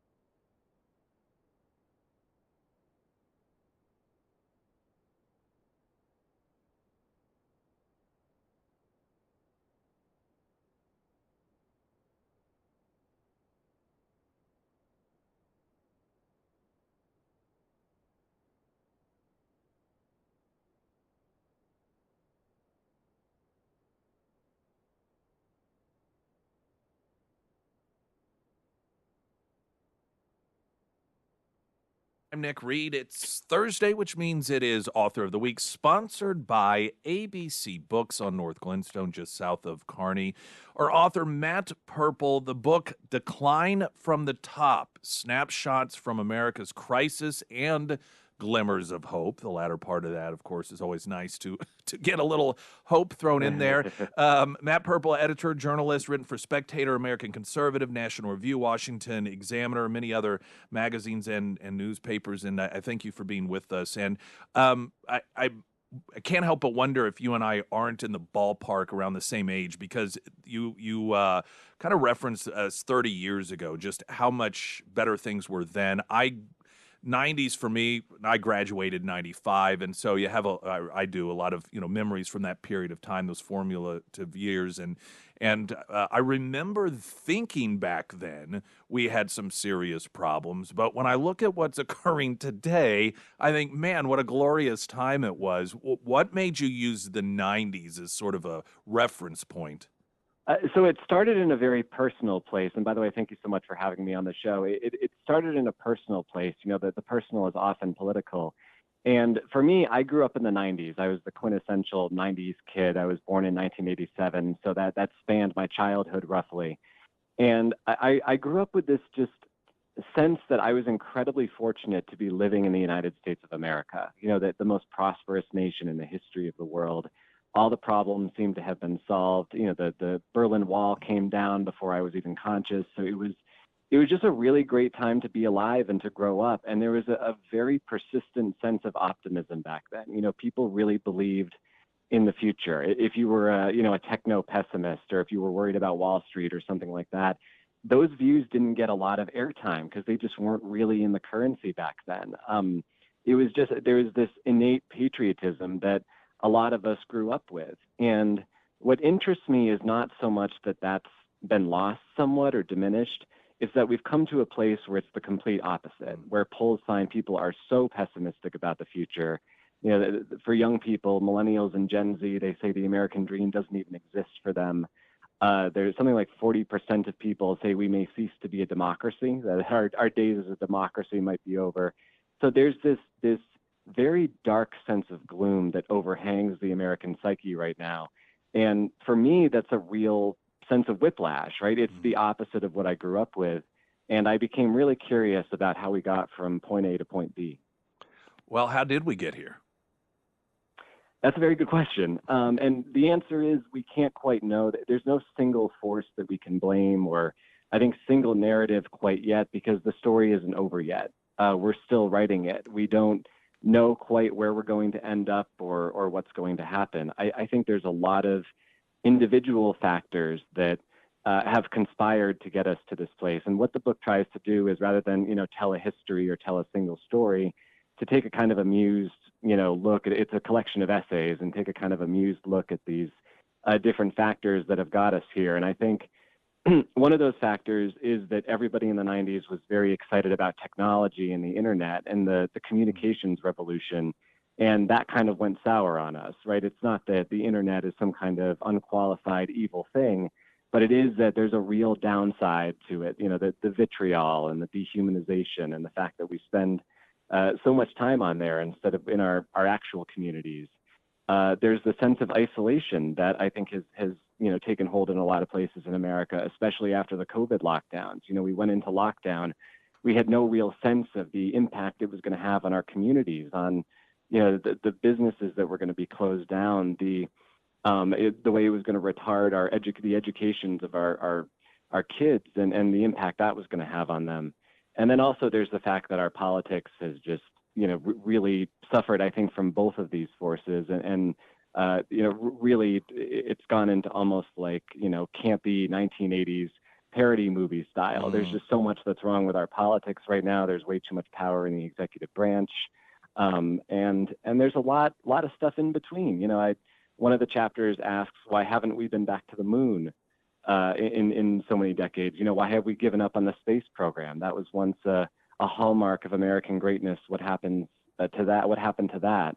Another one looks at this new, kind of cultural religion of wokeness that the left has really coalesced around, which I call a religion, a theology of decline. So there's there's a lot of individual strands that have gotten us to this point. And, again, we haven't quite figured out what the ending is going to be. Hopefully it'll be a happy ending, but we'll see. We are talking with our author of the week, Matt Purple, the book Decline from the Top, Snapshots from America's Crisis and Glimmers of Hope. We were last, of course, it was a week or two ago at this point that the Trump-Harris debate took place, and there was questions, of course, about January 6th. And I thought it was very telling that there wasn't a single question about the assassination attempt on Trump. And particularly given that is a branch of the government that is under, in the executive, which one of the two candidates is part of that branch. And there were a number of aspects of it, which if we're talking about our concerns about peaceful transitions of power, it seemed like that's a very, very relevant question. And the fact that it wasn't even touched on or asked, and I know there's some political component to it, but it just seemed, referencing, you talk about this sort of darkness that seems to have blanketed our culture. And then the second assassination attempt, and I was talking with someone who said that he didn't know about it until a few hours later because he was watching a game, and he was shocked once he learned that there wasn't even a crawl along the bottom of the screen saying there's been a second, as if, just that's the way it is now. And like I said, I know there is a political component to it, but man, if you had back in the 90s said we're going to get to the point where there can be 2 assassination attempts and it doesn't even bother a mention to crawl across the bottom of a screen during a game, that's a pretty bleak version of things. Yeah, it really does. It shows how much it's become normalized. And I think we're seeing now the impact of just how when politics feels like the stakes are this high, when it becomes an existential matter and when the rhetoric gets that hot, inevitably there are going to be some people who say, all right, well, then I need to take matters into my own hands. If Donald Trump is a threat to democracy, if democracy is going to die in darkness, if he's elected, then maybe I need to take up arms and do something about that. And I'm with you. I was watching football, try to steer clear of politics on Sundays. It always seems to find a way to creep back in. And there was the banality of it was really striking and a little chilling. And we should be clear, America has always been a violent place. We've always had high stakes politics. Presidents have been assassinated. But I don't think there's ever been a high profile political figure in our history who suffered 2 almost there assassination attempts within the course of 2 months. I might be wrong about that, but I certainly can't think of one off the top of my head. We're talking with our author of the week, Matt Purple. Our author of the week, sponsored by ABC Books on North Glenstone. Decline from the Top is the book, Snapshots from America's Crisis and Glimmers of Hope. So tell us a bit about the Glimmers of Hope. I think that the first place that I would identify it is when it comes to COVID, because I think there's a sense that we are emerging out of the funk that we were in over that some of the isolation is dissipating. We're starting to see people go back to bars more. We're starting to see people go back to restaurants more. And we're starting to become, I think, the social creatures that we need to be and that we were before these lockdowns took effect. And then there was this kind of hangover period where our social behavior was changing. We weren't going into the office in the same way. Some of that is going away, and I think that's a positive thing. I'm not sure what exactly our social lives are going to look like. I think that COVID probably did change certain behaviors for a long time, and especially when it comes to our kids who, again, were deprived of an education for a couple of years. I think there's going to be a real stunting effect there. But nonetheless, we're starting to reawaken and reopen after that very unfortunate period. And I also just think the fact that you have a younger generation. I'm a millennial, and we were taught for so long, we're young, we're hip, we're fresh, we're like the youngest people. We're not anymore. We're all like in our 30s and 40s now. It's Gen Z, this new cohort who's coming up. And there's a lot of problems with Gen Z, but I think there's a sense among the Zoomers who I've talked to that this way of doing things is not sustainable, that something needs to give, that they need to build something up that's better than what they had before. They need a constructive America rather than we're just tearing everything down all the time. We're, just savaging everybody on social media. They grew up with social media, remember. It's like fish in water. So I think they've become more curious about how they can improve things. And so is it Should we have faith in the young? Maybe. We'll find out. But I think that's definitely another glimmer of hope. Is there anything that the average American can do to sort of steer us back towards that period of time where we were more uplifted and positive about things?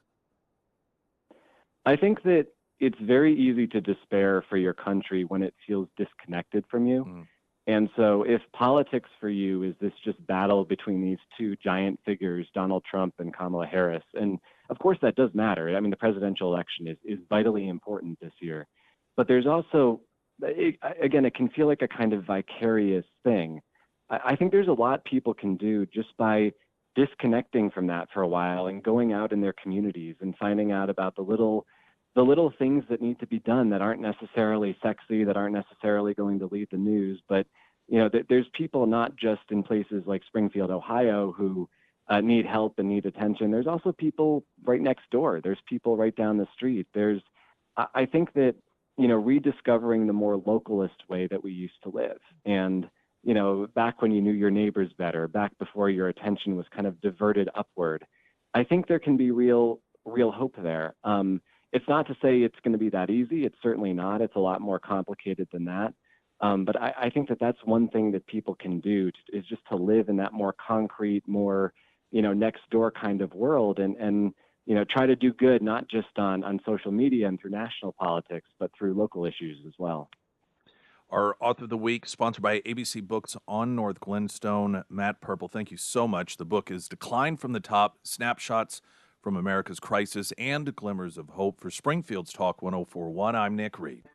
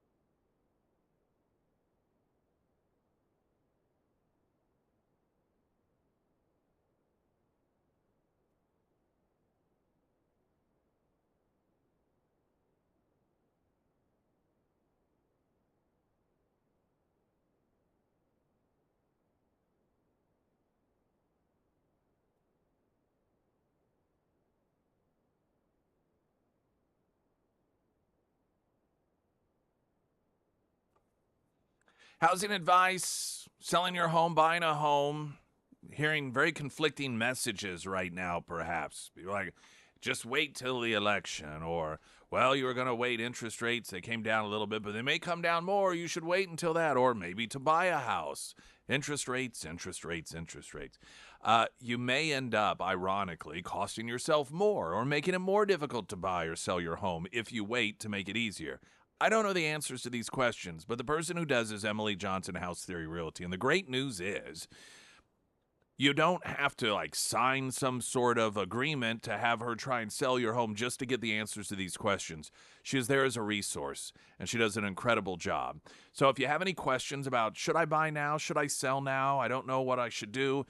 Get with her, talk with her, and she's going to give you advice that is based off her expertise here in the area. That's Emily Johnson, House Theory Realty. You can find her, ksgf.com, under Nick's endorsements.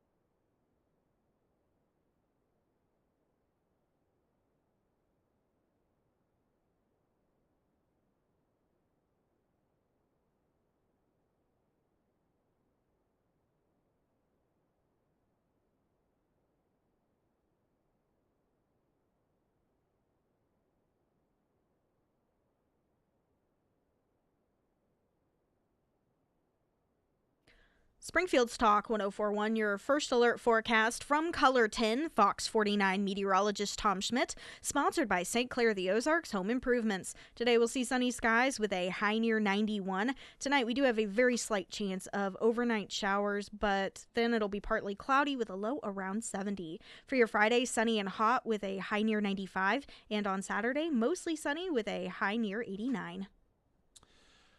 There was a retired general by the name of Stephen Anderson that was on MSNBC, so you know where this is going. And I think he retired in 2010 or some time around there. So he's been out for a while. His big thing now is military going green and all that. So he's a left winger. And he went on MSNBC to promote Kamala Harris. And the discussion veered into Kamala Harris. And, of course, it's always, who are the dictators going to be scared of? And accusations that Kamala Harris is, they would not fear her. I want you to listen to what retired General Stephen Anderson had to say in response to this. But Kamala Harris would be just the opposite. Why? Because she's an inspiration. Not only is she positive and does she bring hope and optimism, but as a black woman, the product of a mixed marriage, she will inspire millions of people throughout the world. Our credibility as a nation, that we would be able to allow, our country is so great that we're allowed a woman like that to become the commander-in-chief, the president of the United States. That is going to send a powerful message all over the world. People like Vladimir Putin are going to say, hey, wait a minute. These guys, they truly have a democratic country. They truly are representative. They truly are fighting for all their people. And Kamala Harris is a manifestation of that. I don't know if there could possibly be a more stupidly dangerous perspective than that. It is as if someone said, come up with the most insanely out of touch, ignorant answer you possibly can. This guy's a retired general. So he's claiming here that because Kamala Harris is of mixed, because her parents were of different races, that Vladimir Putin would be on notice to, America, America's so inspiring, and Putin would, because of that, start behaving? He would be inspired by America and the fact that as Americans we would elect someone of mixed race? This is like a scene from a Mel Brooks movie. Like the something you would hear from the mayor of Blazing Saddles. Something that is so incoherently detached from reality. It is so scary. Someone whose thought process works this way, yeah, I can see why they don't support Donald Trump. I mean, this is a scene from a parody. You imagine everyone sitting around trying to, got all the top generals, trying to figure out, coming up with, wargaming stuff. And, all right, we got Vladimir Putin over there. Okay, let's think of scenario. Here are some of the biggest challenges we have with him. We got Ukraine. We've got the country of Georgia. We've got all these other, situations from the past, the future, the things he said. What is it we can do? And then you got the idiot in the room. Well, maybe if we elected a mixed race person for president, he would be so awe-inspired by what America has done that he'll be frightened by our amazing nature of how open-minded we are. It's embarrassing. You would think even MSNBC would say, okay, let's not put him on. Can we find somebody else? Not to mention, Barack Obama was the product of a mixed marriage. Mixed parents, I think were they married? I don't even know if they were married or not. And Putin began the invasion of Ukraine under Obama. It's when he took the entire Crimean Peninsula from Ukraine. Of course, then we all know that invasion stopped once Trump became president, and then he resumed it once Biden became president. You know, the guy who has Kamala Harris as part of the ticket. So aside from the complete lunacy, contending that, well, if we just inspire dictators, I mean, this is going to solve all the problems. Al-Qaeda is going to be inspired. The Houthis are going to just be in awe that the United States would elect a mixed race individual. Putin, of course, Kim Jong-un, Hamas. I mean, world peace is going to break out. Cats and dogs living together. The Hatfield and McCoys, they're just going to all get together because they're going to look at Kamala Harris is so inspiring because of the American people saying, you know what? Her parents were from two different races. Aside from that, we've been there before. His name was Barack Obama. And the argument that, I mean, you couldn't pick a worse argument for a number of reasons, but because of recent history. And specifically talking about Putin in the context of Ukraine, the invasion began under our first mixed-race president. So I don't really know that I would be using that as dumb as the reason is anyhow. Given that we've been there, done that, didn't work out so well. My gosh.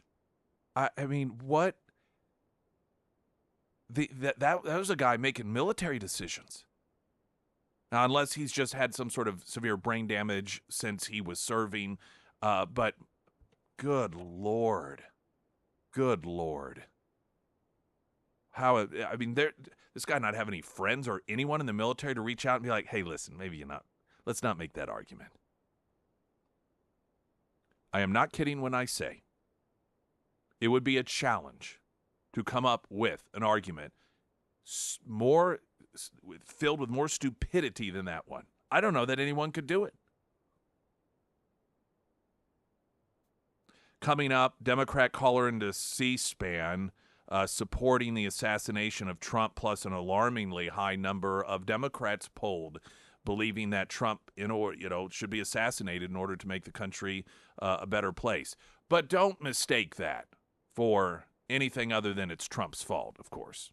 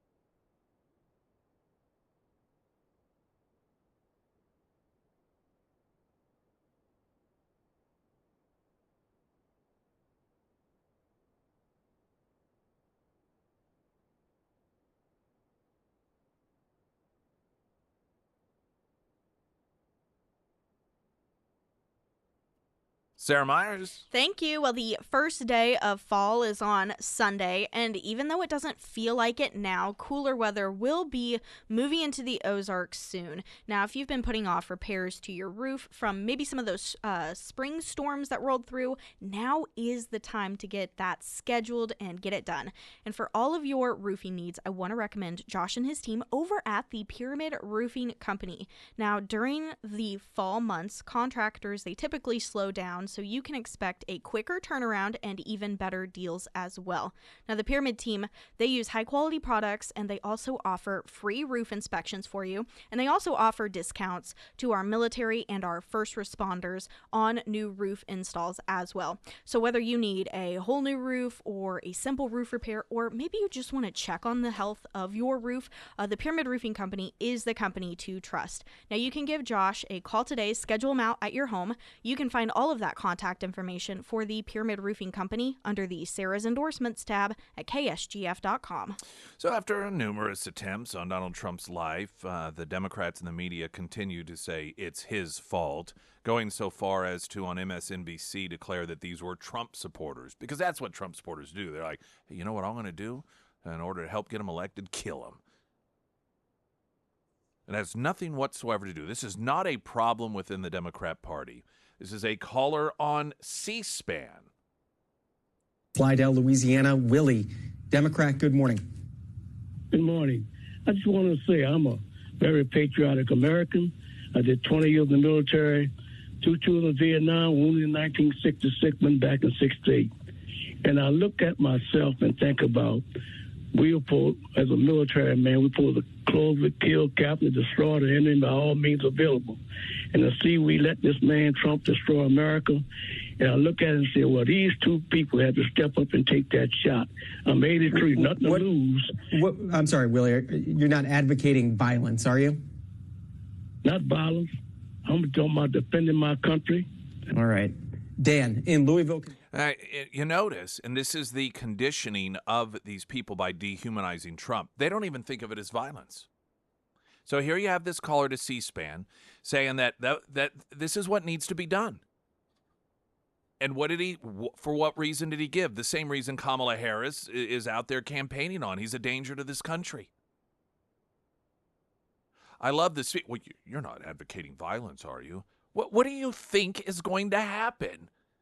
I mean, these people are telling you why they think Trump should be murdered. And the wording they're using is the wording of the Kamala Harris campaign. He is a threat to our country. He is a danger to democracy. Well, that's just one guy. A poll of 1,000 registered voters was taken by Rasmussen. This is September 16th through 17th on behalf of Napolitan News. A majority of Democrats say that they are either unsure if America would be better off if Trump had been murdered over the weekend, or flat out say that America would be better off. Over half. Most troubling numbers found in the crosstabs. A majority of Democrats do not find it difficult at all to wish ill of another human being, while 40% of Democrats said no to the question. So only 40% of Democrats said, no, it's not better off to kill somebody running for the presidency. It's not better off to murder Donald Trump. 28%, 3 out of 10 Democrats said, yeah, he should have been murdered. We'd be better off. 25%, not really sure. So in other words, 53% of Democrats were either okay with Trump being murdered or on the fence about it. Not just okay, but promoted it. Said, yes, that's what needs to happen. I love they'll find these polls, and they're like 7% of Trump supporters say that, if it even took force to implement him into the presidency, it should be. And that just shows what a dangerous party it is. Over half of Democrats polled said that either he should be murdered or, don't really know, but maybe.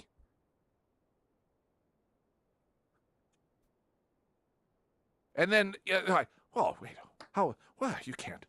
Can't say that it's the rhetoric. You ask every one of these Democrats, why do you want him dead? And the answer is always the same. It is a campaign theme from Kamala Harris. Danger to democracy, threat to the country. Let me ask you this. If that isn't evidence that the rhetoric from the Democrats and the media is inspiring people to try to kill Trump or to want him to be killed, then explain to me what would be. This headline in this context is, I laughed out loud because of how ridiculously dishonest it is, but because it brought back an oldie but a goodie that we haven't heard in some time. The headline from Reuters. At New York rally, Trump blames radical left without citing evidence for second assassination attempt. Yeah, we haven't gotten the without citing evidence for a while. Yeah, I missed that. Yeah. So they part down into the story. What the media's just even become a caricature of itself. Let's see. Trump blamed a violent radical left monster for the alleged attempt on his life and later used similar. Let's see. No, that's not it. Where I printed this off just so. I mean, that's the headline. Oh, Trump did not cite any evidence backing his claim that the radical left was responsible for the attempts on his life. Well, what do you... some things are so obvious. What you evidence? Don't have... Yeah, what evidence do you want? What, is he supposed to read every quote from every Democrat? Or is he supposed to play that phone call from the Democrat voter on C-SPAN saying, yeah, he should have been killed? Is he supposed to read the poll numbers in which 3 out of 10 Democrats said, I wish that he was murdered. That would be the best thing for this country? Without evidence. It's been a while since we've heard the without evidence thing. What a perfect way for Reuters to bring it back. Christmas. What a frighteningly embarrassing display we get on a daily basis shoveled out from the so-called media in this country.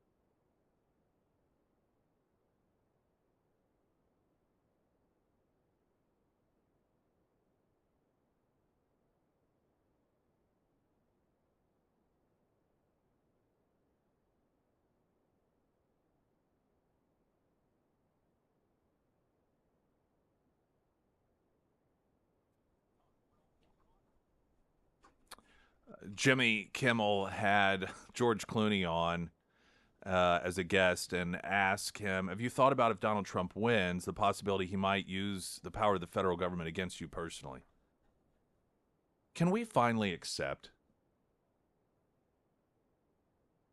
finally accept that the left is really paranoid and delusional? And the narcissism? Like, these people that sit around and he's coming after me. He's coming after me. He's going to come out.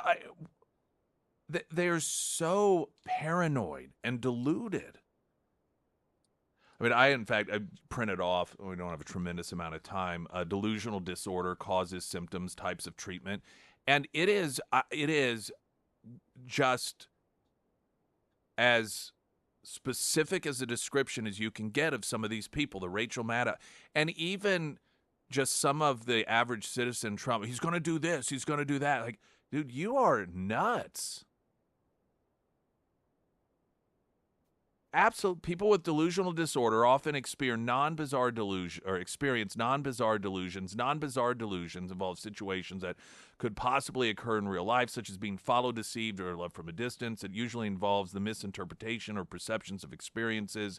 They're either highly untrue or highly exaggerated. There's persecutory delusions. People with this type of delusion disorder believe someone or something is mistreating, spying, or attempting to harm them. People with this type of delusional disorder may make repeated complaints to legal authorities and, think that they're being targeted. And you listen to some of these people on the left, and I think they really, truly believe this stuff. It is truly Trump derangement syndrome. See you at Scramblers tomorrow. I'm Nick Reed.